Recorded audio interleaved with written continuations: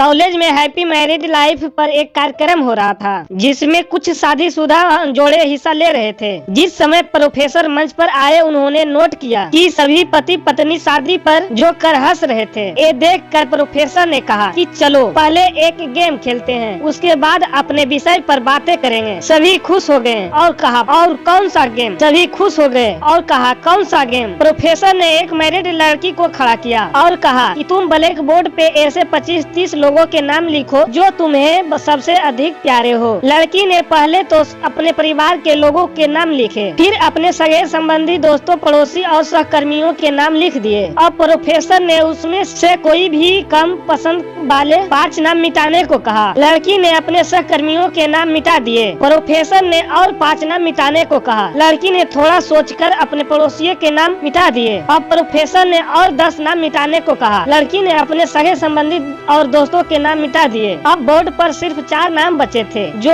उनके मम्मी, पापा, पति और बच्चे का नाम था। अब प्रोफेसर ने कहा, इनमें से 2 नाम मिटा दो। लड़की असमंजस में पड़ गई। बहुत सोचने के बाद बहुत दुखी होते हुए उसने अपने मम्मी पापा का नाम मिटा दिया। सभी लोग स्वतः और शांत थे, क्योंकि वो जानते थे कि ये गेम सिर्फ वो लड़की ही नहीं खेल रही थी, उनके दिमाग में भी यही सब चल रहा था। अब सिर्फ 2 ही नाम बचे थे, पति और बेटे का। प्रोफेसर ने कहा, और एक नाम मिटा दो। लड़की अब सहमी सी रह गई। बहुत सोचने के बाद रोते हुए अपने बेटे का नाम काट दिया। प्रोफेसर ने उस लड़की से कहा, तुम अपनी जगह पर जाकर बैठ जाओ, और सभी की तरफ गौर से देखा और पूछा, क्या कोई बता सकता है कि ऐसा क्यों हुआ कि सिर्फ पति का ही नाम बोर्ड पर रह गया? कोई जवाब नहीं दे पाया। सभी मुंह लटका कर बैठे थे। प्रोफेसर ने फिर उस लड़की को खड़ा किया और कहा, ऐसा क्यों? जिसने तुम्हें जन्म दिया और पाल पोस कर इतना बड़ा किया, उनका नाम तुमने मिटा दिया। और तो और तुमने अपनी कोख से जिस बच्चे को जन्म दिया, उसका भी नाम तुमने मिटा दिया। लड़की ने जवाब दिया कि अब मम्मी पापा बूढ़े हो चुके हैं, कुछ साल के बाद वो मुझे और इस दुनिया को छोड़ के चले जाएंगे। मेरा बेटा जब बड़ा हो जाएगा तो जरूरी नहीं कि वो शादी के बाद मेरे साथ ही रहे, लेकिन मेरे पति जब तक मेरी जान में जान है, तब तक मेरा आधा शरीर बन के मेरा साथ निभाएंगे। इसलिए मेरे लिए सबसे अजीज मेरे पति हैं। प्रोफेसर और बाकी स्टूडेंट ने तालियों की गूंज से